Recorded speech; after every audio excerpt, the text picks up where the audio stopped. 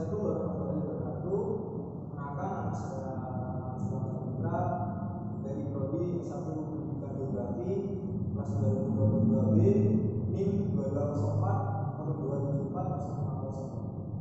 Pada video ini saya akan menyampaikan narasi mengenai sejarah bangsa Indonesia yang menjadi keunggulan Indonesia sebagai bangsa dalam sudut pandang generasi muda serta prospek bangsa Indonesia di masa mendatang apabila dihubungkan dengan disiplin ilmu yang sedang dipelajari saat ini.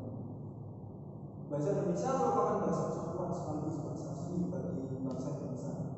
Indonesia sebagai negara yang memiliki aneka ragam budaya dan bahasa menjadikan bahasa Indonesia sebagai bahasa pemersatu atau bahasa nasional yang sekaligus menjadi identitas bangsa Indonesia. Perkembangan bahasa Indonesia memiliki keunikan dan keunggulan sendiri sampai saat ini. Bahasa Indonesia terus berkembang dengan kosakata baru baik dari bahasa daerah maupun bahasa asing. Bahasa Indonesia yang telah dikenal dan digunakan oleh pada negara Indonesia merupakan variasi dari bahasa Melayu yang menjadi bahasa dalam komunikasi di Nusantara pada saat itu.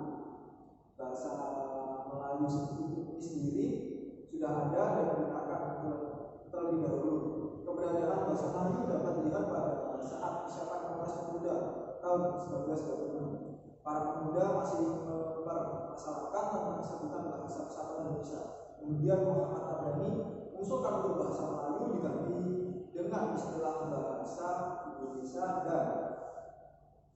dan hal ini pun disetujui bersama pada tanggal 2 Mei 1926.